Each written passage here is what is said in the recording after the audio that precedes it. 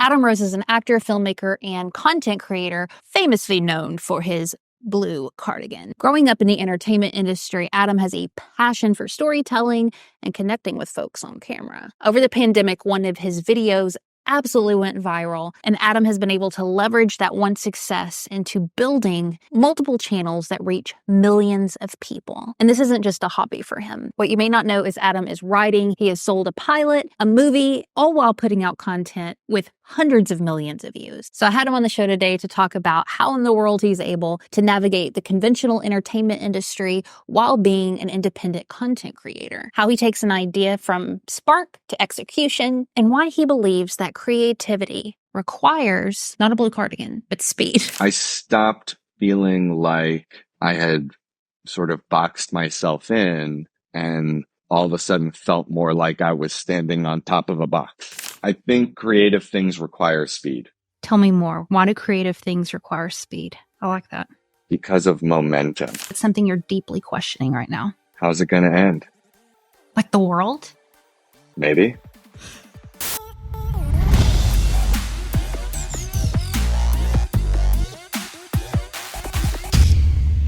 People already know who you are, and of course people already know who you are. It's Adam Rose. You've seen him on the internet. I promise you, you've seen this man on the internet. I've been following you since, pandemic days, dude.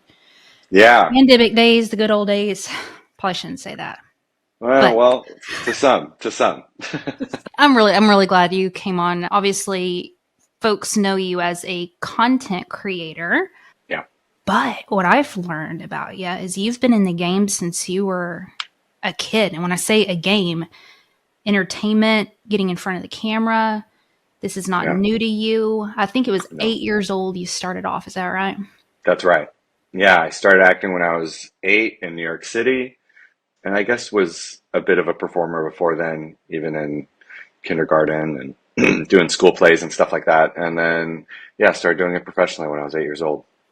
Yeah, you were putting out YouTube videos too, even before TikTok, and kind of started a vlogging piece. I went down a little bit of a rabbit hole with that and watching it, and it was kind of good, man. Like you got the drone life going. Yeah. Some professional shit. So tell me a little about that. Yeah, I had the thought to dabble in the social media space. And then at the time, Casey Neistat was like all of social media. I still think he's cool as crap. Oh, he's the best. He's the best. He's so cool, so talented, so creative. And at the time was the biggest thing on the internet. And so that to me was like, I didn't know anything else. So I saw his videos and I was like, okay, let me try doing that. And so you'll see if you watch my old vlogs, they're like total Casey Neistat ripoffs. But it was great for me because it gave me a format and forced me to learn how to use a camera, how to edit, how to shoot, how to talk to the camera, how to find music, how to fly a drone, how to do all of these things. And they all contributed to my success later on, I feel like. Yeah. This is what I'm so curious about as a creator who is in the entertainment industry. Yeah. Because you have the conventional path, then you have the unconventional path, right?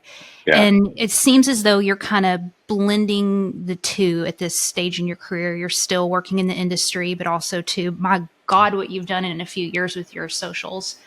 Like I just even watching you on Instagram this past year, dude, it's just like. Yeah, the past 6 months especially has been particularly, I don't know, just crazy. It's cool. I'm so happy. I'm so happy for you. You deserve it. Thank you. But I've been thinking about like as a creator, because you got all the advice to get an agent, audition the hell out of everything, go to every networking event, do all that stuff. But then also I see folks like you and you're kind of taking things into your own hands. And then you kind of go the opposite end with the creators and they're like, F the industry, like burn the bridges, do your own thing. I'm just curious your perception as somebody who loves acting. You want to be in front of the camera. You enjoy that side of things, but you're also seeing a lot of success as a creator.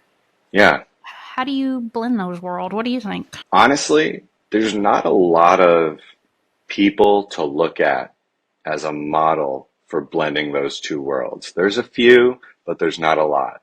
And so I think the entertainment industry as a whole, and that encompasses the traditional space and the digital space, is still figuring out how to vibe together, how to, because I think it's very clear that these worlds are merging, and it's really about what's that going to look like as that blur, kind of seeps into the rest of it. And I hope to be at the forefront of that because I'm in a unique position where I grew my audience independent of any traditional work that I've done on TV and film.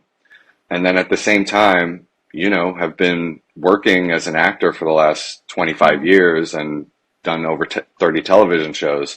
So it's like, there's just not too many people in the position that I'm in to really figure out a way how to blend these worlds and know how to operate in both spaces. How does the industry feel about creators, like people specifically like you who, Yeah. have the IMDb and you have some credits and all that stuff? Is that kind of frowned upon? I don't think it's frowned upon. And if it is frowned upon, it's sort of like quietly frowned upon because I think even those people know the value that it brings and they know that it's sort of like a necessary part of the industry now. But then beyond that, I think there's people in two camps. There's people who embrace it and understand that it's inevitable, this sort of, blending of worlds. And then there are the people who see it as a threat, which I also understand because it has, usurped a fair amount of attention from the traditional space in Hollywood. So I understand why it can feel threatening. But I mean, that's why I started social media in the first place. I was not even on social media, for the better part of my acting career. Obviously, it wasn't even a thing. And then it wasn't until I lost a couple acting gigs to people who had huge followings on social media that I was like, I could have done what a lot of other actors did at that time, which was just go, these, douchebags or whatever. Like, I'm not going to do whatever they're like. That's ridiculous. Like, my work will speak for itself. My talent will speak for itself. And I just didn't feel that way. I just was like, you know what? If that's what people are paying attention to, I know I've got the goods, as far as, my acting ability or my writing or whatever. So if that's what people are paying attention to, well, I can do that better than those guys can do it. And that's what got me started. Now, at the time, I couldn't do it better than those guys. I quickly learned that, this was this was a skill. This was a craft that you had to learn, short form video, whether that be vlogs that are 10 minutes or as time went on, the videos got shorter. And then with respect to Vine, obviously there were the 6-second videos. And then, we've sort of landed around the like 15 to minute long video short form content range. And that's a craft. And it took me a long time to learn, but I just realized at that point that I had to pursue both paths at the same time, and I knew that they would eventually merge. I think it's brilliant. Hey, thanks. I do, especially in this weird time that we're in. It can't be an either or, it's a yes and I think that's in life in general. Yeah. I think it's a hindsight 2020 kind of thing because at the time, the majority of the people who I interacted with or who would see me, filming myself or doing whatever, they thought I was nuts. They thought it was sort of a fool's errand. Don't they all throughout history, man? That is history. I'm curious. Yeah. I don't have millions of followers yet. But I'm curious. Now you're on the other side of it. Yeah. You've worked your ass off. You're seeing the fruit of it, dude. Like, wow. Is it all that it's cracked up to be? Does it actually help your career? Would you do it all over again? Oh, would for sure do it all over again. Does it help my career as an actor, you mean? Yeah. Remains to be seen. Yeah. I don't think it can hurt. I think having an audience is incredibly valuable. We've obviously seen, influencers who can't act their way out of a paper bag get acting roles. So we know it can help in that respect, but it remains to be seen, how that bridge can be crossed. And again, from this unique position of having a history in both worlds, we've seen people cross from one place to another and we can kind of tell they're green. Now when I do a TV show, the studio or the network might ask me to post about it on social media. So I know I'm providing some value that goes beyond just me as an actor. So yeah, I think it's also hard to say because since all this has happened over the last, whatever it is, 3 or 4 years, we were in the pandemic where everything shut down. And then we were on strike. Strike. And so there has been like barely a few months of actual work in Hollywood during the time that I've been growing and building this audience. Yeah, totally. Yeah. But I think you said it perfectly earlier about it teaches you how to create, and you're a writer. And when Yeah. I heard that you were, I was like, yes, let's talk, man. Yeah. I've been digging into creative process. I suck, but I'm working on it. I'm very, very green. But I'm curious, what kind of stuff are you writing right now? You've built this audience, you have a lot of experience. Now that you Yeah. kind of have an open field, dude, what's the stuff you're making? So I've been writing since I was a kid, basically. As soon as I saw Good Will Hunting, and I found out that Your Matt mom and let you Ben. watch that? Oh yeah, when I was like 12 or something, I Oh, think. wow. That's a cool Yeah, mom. I got to watch whatever I wanted. She didn't really pay attention to what I was watching. And I was like, "Oh, look, here are two actors who wrote themselves roles." And I was already auditioning and working in theater and doing all this stuff and already saw the value of like creating your own work. And so I started writing on like, pads of paper, making like scripts, just like very simple little scenes and things like that. And I probably had dreams of turning them into movies, but that kept going. And then I made a short film in, I think it was 2012, did all the film festivals. I thought that was going to be like the start of my feature film career and directing career. And it was not. I was able to get a bunch of meetings because the short film was pretty successful and we won some awards, but I just started writing, and then I got a writing partner, and then we started writing, and then we sold our first pilot to Warner Brothers, which was a huge deal. And then we started that show never got made, and then we were developing other shows with other companies. And again, like just taking a bunch of swings at the bat and seeing what stuck, and we would get a little closer, or and then we would fail, and then we would get a little closer, and then that process has continued. Right before the strike, I made like a trailer, like I shot and directed and cut together this trailer for a movie idea that I had, and thought maybe if I make something visual, I'll be able to get the point across better than like a 90-page script. Made that started getting sent around, and we sold that before the strike. And then since the strike, we've been writing and working on it. And the idea is to make that this year. Is that normal where somebody instead of writing the full script will do a trailer instead and pitch that? I wouldn't say it's normal, but the use of what they call like sizzle reels Yeah. have become really popular, but usually they don't go and shoot the thing themselves. They usually like take clips from other movies and kind of cut it together and maybe put some voiceover over it to kind of make it seem like the project that they've come up with, even though they're kind of Frankensteining a bunch of other projects together to like give the tone and get people to understand what it is. But because I cut my teeth learning how to shoot, learning how to edit, learning how to, make things happen on a very small scale, but still make them feel big, I said, you know what, let's just shoot this thing. And I picked different moments from the movie that I thought would end up in the trailer, and we just shot those little moments and cut it together. And it came out great and got the movie sold. Congrats. That's huge. Thank you. That's Thank so you. badass. That's so cool. Thank you. Was the script completed on your end before you made this? No, No. the pitch was completed. Okay. We had an entire outline ready to go, but we were looking to sell the idea and get paid to write it.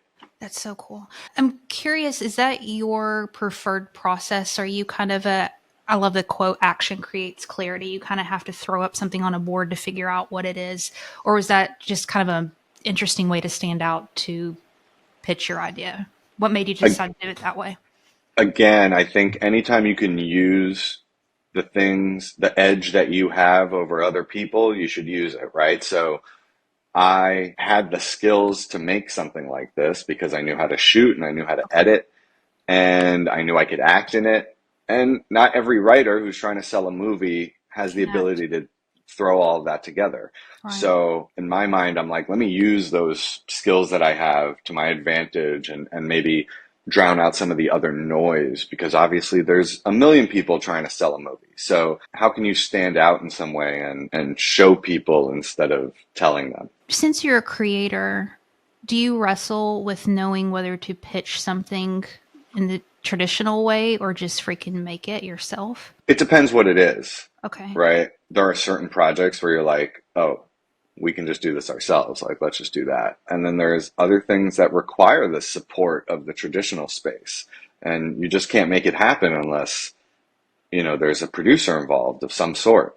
So it really depends on the project. But I think there's a place for both things, and there's an audience for both types of projects. What do you want to do long term? Are you wanting to make films or are you more into TV? What's your vision? If TV's Uh, around, I mean, let's just be honest, by the time our kids are grown. I want to do a sitcom for a few years. That would be, if I had my choice of futures, I would do a sitcom for a few years while continuing to do stuff on social media and then start making movies. Okay. Like, So you're a comedy writer at heart. I love to write comedy, but I don't know that I'm a comedy writer necessarily, but I just like to write and I like to make things that make people laugh or make people cry. I don't care. Yeah. The writing process, do you have a kind of strict, I write every Friday afternoon at a local coffee shop type situation? No, you're not. You No. know, what do you do? No, wait, I probably should, but that's sort of the process that we have going on the digital side of things when it comes to creating short form content. Like we have You a said very regiment. we. Yeah, I have an internal team that I work with Oh, now. how Yeah, nice. That is so cool. it's the I'm best. so jealous.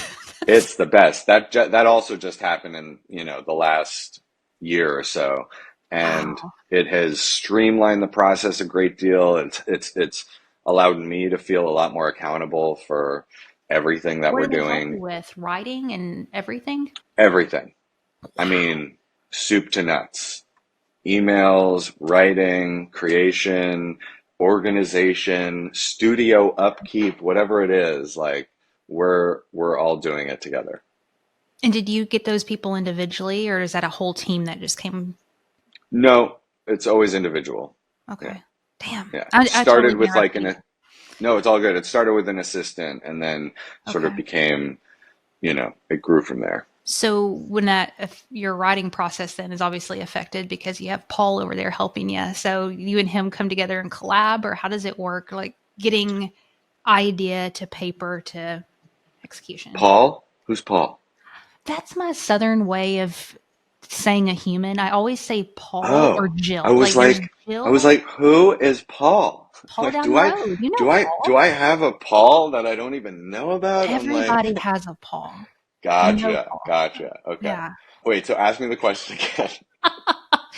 I was too busy trying to think about who Paul was. I'm curious, just the ideation process. I'm a weirdo, dude. I love. I don't know if you read Elizabeth Gilbert, Big Magic. It's one of my favorite books, and she talks about kind of like ideas being like living entities. Like they come over to Yeah. you, they sit with you for a minute, and if Paul don't take action on them, they You know go what? on to somebody else. And so her idea is that you nurture ideas from capturing them to dealing with them and then putting them out into the world. And so I'm just Hmm. curious, you're putting out a shit ton. You have big vision. You just freaking sold a movie. It's incredible.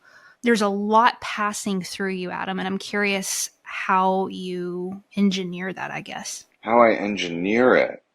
I don't know that I engineer it. I'm trying to, spin the plates as well as possible. And that does eventually require just more hands on deck. So I think it's really just been about figuring out what that looks like and finding people that can help you realize these things. So an idea comes to you for a video or for a script. Yeah. Where do you put that idea? I put things in my notes app. Everybody tells me that. I love my That's a Notes thing. app. Okay, so yeah, so yellow pads, but mostly Notes app because I'm usually somewhere where I'm not like in my office or something. Yeah. Yeah. And then how do you know when an idea is ready? Oh, I never know if an idea is ready. I mean, I don't know about ready, but I know an idea is good when I can't forget about it. Okay. Like, that's how I know an idea is good. All right. So you have these ideas that you keep thinking about, they won't let you go. Yeah. How fast do you normally take action on them? We can talk short form video first and maybe go to writing from there. Are you thinking of ideas and then putting them out the next week, or is there a little bit? The reason I'm asking this to add context is I've been trying to find the line between being faithful with my craft and putting shit out there to get the shit out of you. You know what I mean? hmm To hmm just make, but then also to wanting to make sure that I actually spend time with things and let them simmer. Because sometimes if you let something simmer, it turns into something else the following week. And so trying to figure out the Yeah. balance between those, I've just been wrestling with it. And what do you think? Yeah. So the process that we currently have right now, which ends up breaking down into like a weekly thing, seems to work really well for me at least.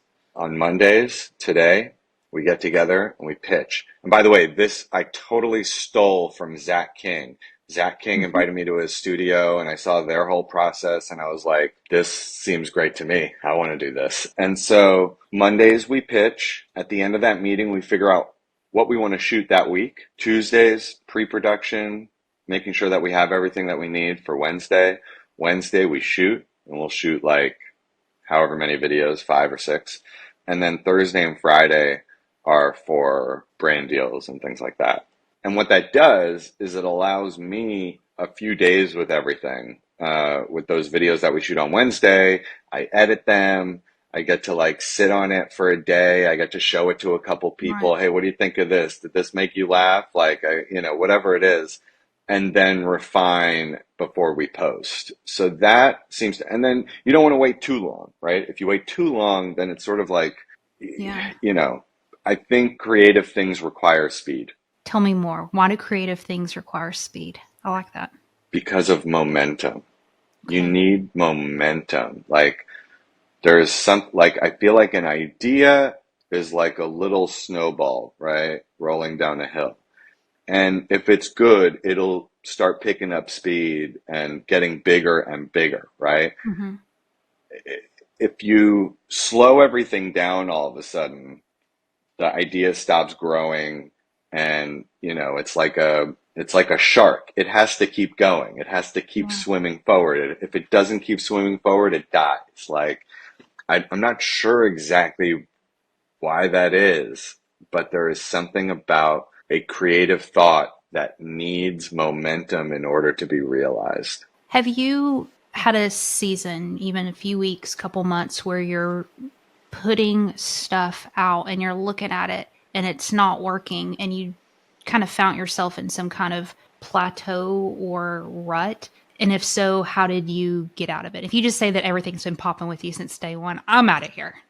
No, no, I'm no, not at all. Yes, absolutely. I've had times of great concern for my future and even uh, after the Blue Cardigan series.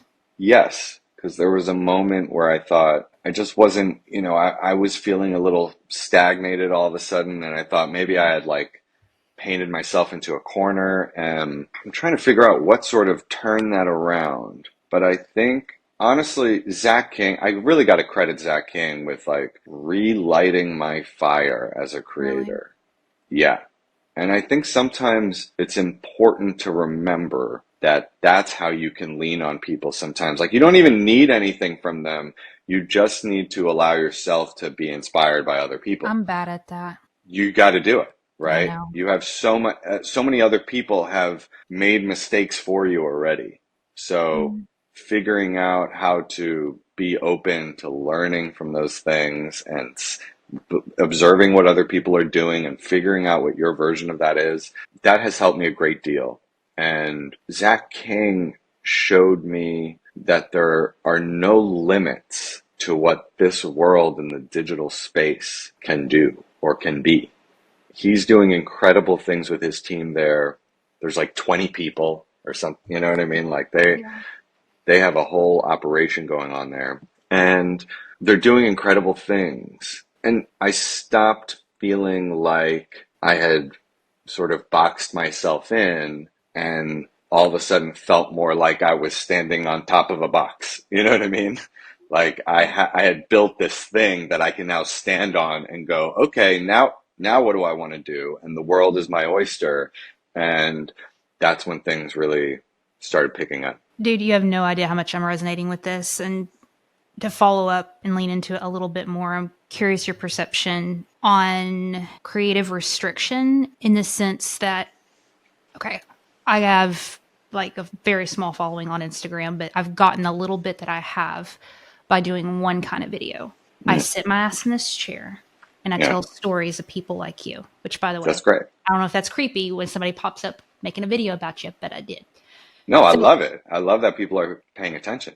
yeah, yeah. And Yeah. so I've been doing that in the past 6 months. That's where my followers have come from.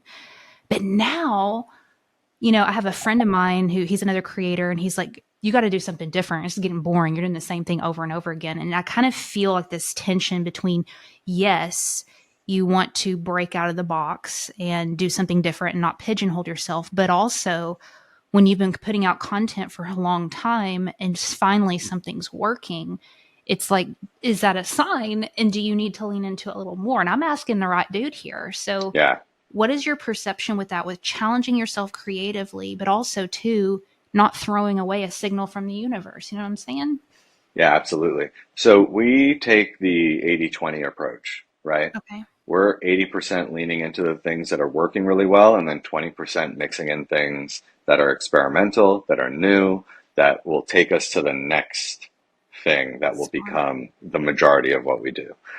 That I think is super important because it's easy to get comfortable, obviously. But to me, if what you're doing is working, you need to keep doing that. Like you want to those people, that audience that you've grown as a result of that, you can't start making cooking videos all of a sudden because they're going to be like, wait a minute, I didn't come Right. here for cooking videos.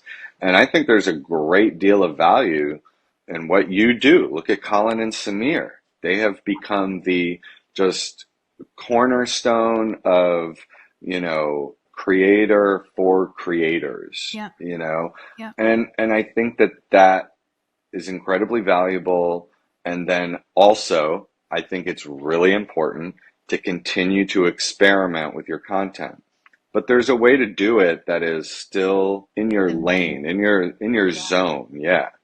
And so that's something that we're always talking about. We have this new format that we just shot last week that we're going to be releasing in a couple weeks. And again, it's because, my React videos kill, right? Hmm. They just do so well, There's a and reason.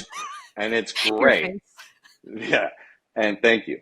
And it's great, and we love that. Yeah. But as soon as, we're hitting 150 million views on a video, my mind is going, okay, this ain't going to last forever. Yeah. What's the next iteration? What is the next thing? Let's keep doing this, obviously, and like squeeze the juice out of this React content. Great, wonderful. I like making them. They're funny. They bring a lot of joy to people. I'm not going to stop doing that. But for that other 20%, what are we filling that with? How can we evolve the medium? How can we figure out what the next thing is? How do we experiment a little bit? And so we're always doing that. And what do you do to gain those ideas? I don't know about you, man. Colin, Samir, all those people, I sit here and I just consume the hell out of personal development, creators. Yeah. I mean, that's my vein. But what I get stuck in is then my imagination is kind of limited to the, content creator, self-help, entrepreneurial box. And I Hmm. don't expose myself a lot, but here's the truth. Here's the truth. When you start doing this, it's a lot of freaking work. You're busy. You have a Yeah. family. You have a kid. You know what I mean? So Yeah. being very intentional, you're not 20 years old just screwing off. We can't go Yeah. eat ramen on the side of the road for fun to be inspired. You know what I mean? Yeah. As a Yeah. grown ass adult who is this is a business that you have. Absolutely. How do you expose yourself to new stimulus, intentionally seek it out where you're not wasting time, you're actually getting Hmm. re-inspired? You use the key word, right? Intentional. right? If Yeah. you are intentionally systematic about that stuff, you're like, okay, I need to expose myself to things that are not in my lane, that are, creators that are outside. Okay, well then, you got to set aside an hour out of your week to go find those people and consume that Totally. content. Anytime I have a thought like that now, I reach out to Emily, who's on my team, and she's like my right hand. And I'm like, hey, we need to do this. And we will find some time to do that. Even if it's just like, hey, we need to like get inspired by this stuff, or we need to watch some of this stuff, or we need to like have a conversation about XYZ, or like, what if we started making cooking content? Like that kind, you know what I mean? Like I'm taking those thoughts that I have, and this is something else that has changed over the last year, is that instead of, as we go through our day and we have these little thoughts like, hey, what if I did this? Like maybe Mm. that would be, beneficial, or maybe that would help, or maybe that would like, maybe people would really like that, or maybe I would really like that. Instead of just thinking those things and then like having them disappear, or trusting like, I'll remember that later. Now Yeah. I'm like, cool, let me write that Right. down, and let Right. me put that thought into action of some sort. And over time, as you start doing that, you start to, those little things that you're doing, those thoughts that you're having and then acting on them, it compounds over time, and you see a measurable difference in Mm. what you're doing and how those systems are affecting your output. And it all starts with what you said, intentionality, right? So Yeah. now we are incredibly intentional about how we spend our time, what we're talking about, and what we are putting out there. I used to just fly by the seat of my pants. I used to wake up in the morning and just go, all right, well, I see this trend is happening. Like, I'm like, scroll, what am I going to Right. post today? Like this maybe, or like, maybe I'll use this sound, or, maybe I'll go through my little notes app and I've got some ideas Right. on there. Maybe I'll do one of these things. That is akin to treading water. You're just like trying to stay afloat. And when we became more intentional and systematic about our process, we're able to actually move forward. Right. Are you building a media company? Because that's what it sounds like. Yeah. Essentially, yeah. Yeah. Essentially, we haven't like put a label on it. Right now, it's just sort of centered on me, Right. but there will come a time when it won't be that. I can see that. I'm curious the parallel, let me call it your media company, your personal Yeah. media brand between that and your writing projects. Hmm. Again, full-time jobs, right? Yeah. So, do you try to find parallels? Is there a way that one feeds the other, or are they totally separate in your mind? Like content-wise, you know what I mean? So, here's a really silly example. So, I do Yeah. this show and then I'm writing content now for reels. So, absolutely, I'm getting ideas from you for the next reel. Those cross pollinate. Is there a way to do your stuff online, and does that work at all in your writing? Yes, I think what I've learned about how to present an idea, and pacing and things like that on the short form side, I think will end up carrying over to when we make our feature film, and it will feel different than other feature films as a result of that. Like, I think it's gonna, just from a practical standpoint, kick into high gear pretty quickly, probably. And there will be influences on that side of things, because I'm very familiar with retention now, and Yeah. how to keep people's, focus. And those are just things that we're sensitive to now. So, and I think it's inevitably going to affect how the projects on the traditional side turn out. Things I've learned in pacing. What do you mean by that? I think a lot of creators that spend a lot of time in the short form space start to gain sort of a sixth sense for when their audience is getting bored without having Mm, to post the video. Like, I can watch a video and I can already feel when people are going to scroll. So, really? oh yeah, you don't find that? You don't find that when you're watching a video, like, and maybe it's just because I'm obsessive about looking at those analytics, which is probably, after you've, kind of looked and become familiar with those analytics over and over again, you start to see a thread, you see a through line, and then all of a sudden it's like, okay, I can start to anticipate when that dip in retention is going to happen and, preemptively adjust. So, okay, I feel like this cut, for instance, is taking a little long here, this little clip here. Let's shave a few frames off of that, or let's shave a second off that, or whatever it is. And I think that that will inevitably, be applied to any work in the traditional space that I do. That has to be hard, though, when you have the mindset of short form retention and then thinking of carrying that into a script. Mark Manson, there was an interview I heard of him where he was talking about wrestling between short attention spans, whatever, and character development. Like, how do you really allow people to get to know character and the human when we're cutting things so short? You know what I mean? And I know that's different mediums, but do you find, I'm guessing, I'm just putting words in your mouth, dude. Are you editing too much maybe in writing when you're doing long form content because you're used to short form? Yeah, I mean there's a balance, right? You Yeah. can be influenced by your work in the digital space, but you then also have to remember that it's a different medium and people can't just scroll away from a TV show the same way they can scroll away from a vertical video. So you are allowed a little bit more room to breathe. You are allowed more time, but I think the principle is still the same, that time that people spend with you is earned, right? You have to tell people why they are going to stick around. And yes, you might have a little bit more cushion when it comes to the traditional space if you're making a TV show or you're making a movie, but the principle still applies. Like, are you keeping people engaged? Are they leaning in? Are you taking them moment to moment? Is one thing leading to the next? And do they care? Yeah. I'm curious how you keep a gauge between your analytical mind and the business side to stuff and also fostering playful, childlike kind of fun and staying tapped into why you love to create. Yeah, that's a great question. This is therapy for me, Adam, because like No, I everything I'm know. asking you, I don't know the answer to. So I'm just trying to.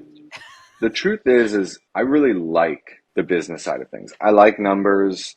I like seeing when things are working. I've always fancied myself a little bit of a businessman. I think any performer who is successful as a performer is part business person, I, I can see you that. know, Yeah. because it just, no matter how talented you are, you got to be good at marketing yourself. Yeah. You got to be good at reading a room. Got to be good at networking to a certain degree. Like, Yeah. there are parts of business that are inevitable when it comes to the entertainment industry. It's show business. I know people, that's like a trope, but Right. like, it's a business, and you want to be in show business, like, you got to know both sides of it. So yeah, that part has always, I think, come somewhat naturally to me. You do a lot of collaborations, it seems like. Yeah. Yeah. Yeah. So is that something you seek out like actively, or is this just a repercussion of growing your audience and you just take them as they come? Yeah, I've been lucky in that I've created some trends. So in the beginning, like when I first popped off with the Alternative Low Challenge, everybody wanted to do that dance. So Right. people, creators that were much bigger than me were hitting me up like, hey, let's do that dance together. So I kind of cut my teeth in the collab world real early in my social Yeah. media career and just understood the value moving forward. Now that we're, again, being way more intentional and we're not flying by the seat of our pants anymore when it comes to the content, we're kind of a couple weeks ahead now. The collabs have also become way more intentional. So like recently we made a video with Bayashi, who's this really fantastic Japanese creator. I'm sure everybody watching probably has seen his videos, whether or not they know his name. He makes these really great cooking videos that also have like amazing pace and humor and all sorts of, and he also wears the same thing in all of his videos. He also doesn't talk very much. Mm. And so now we are starting to look at the elements of a creator and going, okay, does this really make sense? Does it make sense for me to make a video with this person where we can put out this video to both of our audiences and both of our audiences will go, great. Like, we understand this, we get it, we see the connection, and we love it, and we are here for both of these people.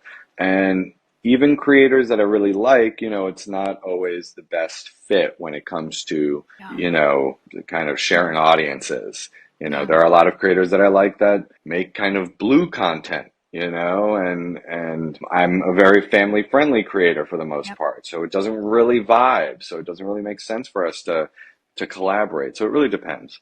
Which, thank you for that. I love the family friendly stuff. I love comedy, and it's nice to have stuff that I can watch with my little girl. You know what I mean? So I love getting those messages from like parents or grandmothers or grandparents being like, I love watching your it's videos with my cool. kids or my grandkids.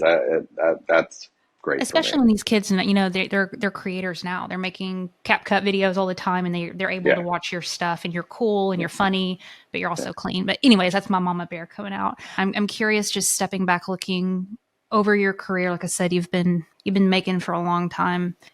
What does it really take, in your opinion, to be a full-time creator? Like, real talk, Mm.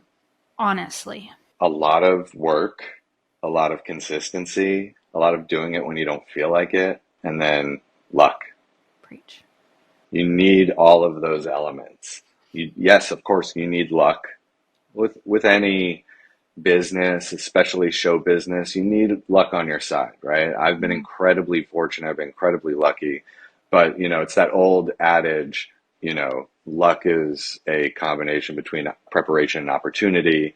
So you need to be prepared. You need to do all that hard work. You need to have the thing, for the most practical example of that is when you go viral, which takes a lot of luck, having that feed history of great content that makes sense with that viral video that people can go and watch. And then that's what's going to make them hit follow. It's not the viral video. It's everything before the viral video that didn't go viral. That's what they're going to want to see. And that's what's going to make them hit follow. And so that's the preparation side. And then when you get lucky, you can capitalize on that luck because you put in the work. So yeah. Preaching, Yeah. man. Preaching, man. Yeah. I have a final question to ask all the guests. But before then, thank you. You didn't have to say yes to some random stranger Southern girl out in Georgia to spend an hour with. Thank you for your time today. This was incredible. Where do you want to direct our listeners to? Oh, just hit me up on whatever platform you're on. Instagram, Snapchat, YouTube, TikTok, whatever you use. Meet me there. I love it. Very last question. What is something in your life in this season that you are deeply questioning right now that you don't have the answer to? It can be something small. It could be something big. But what's something you're deeply questioning right now? How's it going to end? Like the world? Maybe. It's a Truman Show quote. I just love that quote. How's it going to end? I'm a little depressed now. We'll put some creepy music right here. No. It's optimistic. It's like, how's it going to end? We have no idea. The world is our oyster, right? Anything's possible. Isn't that interesting? The two twists. You had the positive one, and I'm over here being doom and gloom. Yeah. Anyways, Adam, thanks for your time today. This was awesome. It was so nice talking to you, Heather. Cool.